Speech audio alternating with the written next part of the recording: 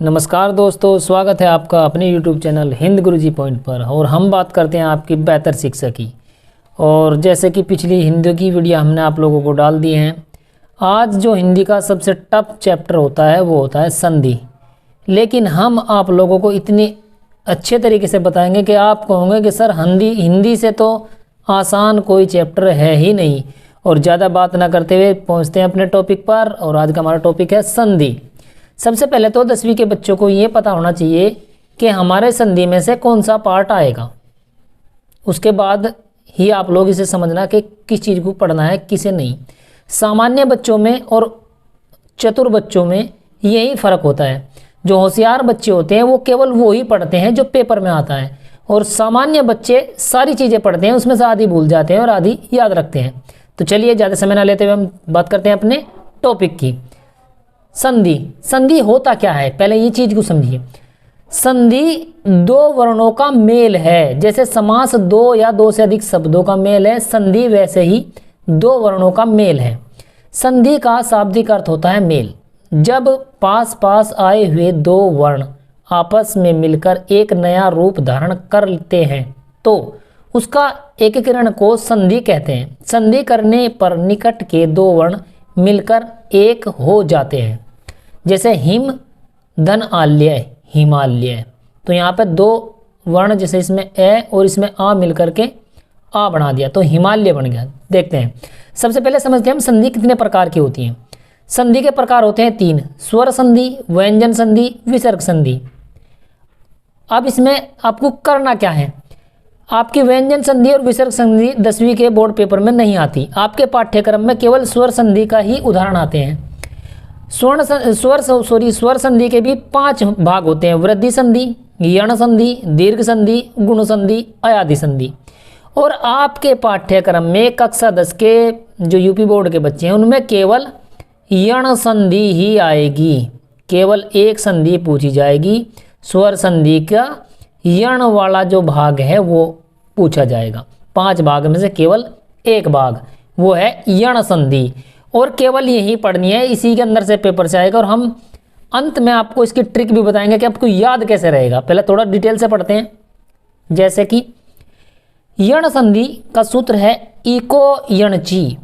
नियम इसका क्या कहता है, यदि ई उ ऋषि लरे हस्व या दीर्घ जो स्वर होते हैं के बाद असमान स्वर आए तो उसके स्थान पर कर्म से य व र ले हो जाते हैं।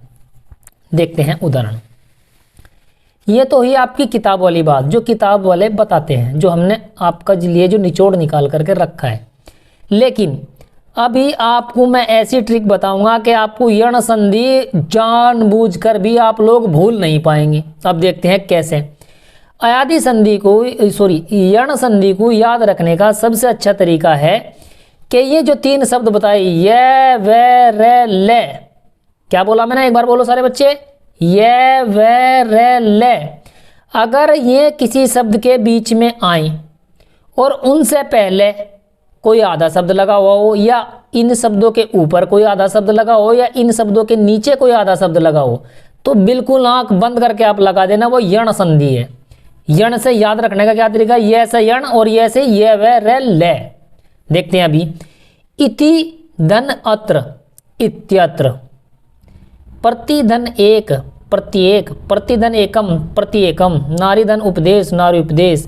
मनुधन अंतर, मनुत्तर। गुरुधन आदेश, गुरु आदेश। गुरुधन आज्ञा, गुरु आज्ञा। सुधन आगत, स्वागत। मातृधन आज्ञा, मात्राज्ञा। पितृधन आदेश, पित्रादेश। पितृधन आज्ञा, पित्राज्ञा।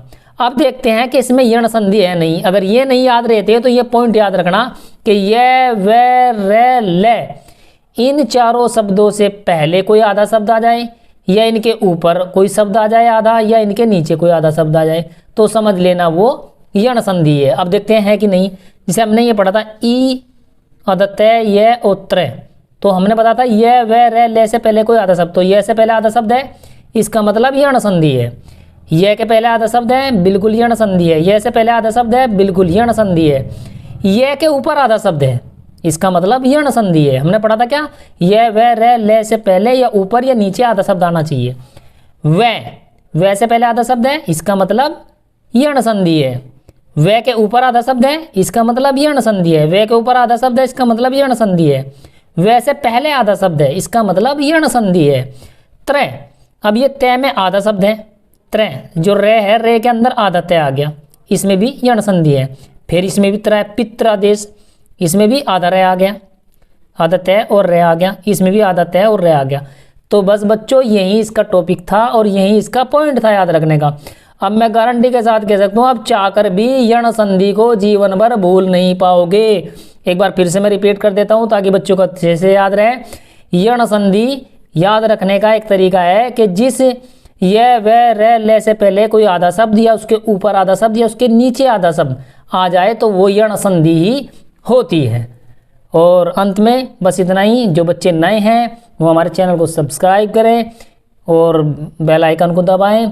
अभी कुछ दिन, 1-2 दिन के बाद में हम आपके लिए मैथ की भी वीडियो डालने वाले हैं और सामाजिक विज्ञान की, कला की और लड़कियों के लिए गृह विज्ञान की। जिन छात्राओं के पास में गृह विज्ञान है उनकी भी हम प्रॉपर तैयारी कराएंगे। बस आप लोगों को एक ध्यान रखना है कि जो 20 क्वेश्चन पेपर में आएंगे आपके विकल्प के तौर में, 50 नंबर की थ्योरी और 20 नंबर के विकल्प, उनकी आप बिल्कुल फिक्र छोड़ दीजिए। बस केवल हमारी वीडियो वॉच करते रहना। आप 100% 20 में से 20 आपको मिलेंगे, ये हम गारंटी के साथ कहते हैं। और लास्ट में इतना ही, सभी बच्चे खुश रहें, अच्छे रहें, उनके परिवार वाले भी अच्छे रहें। धन्यवाद।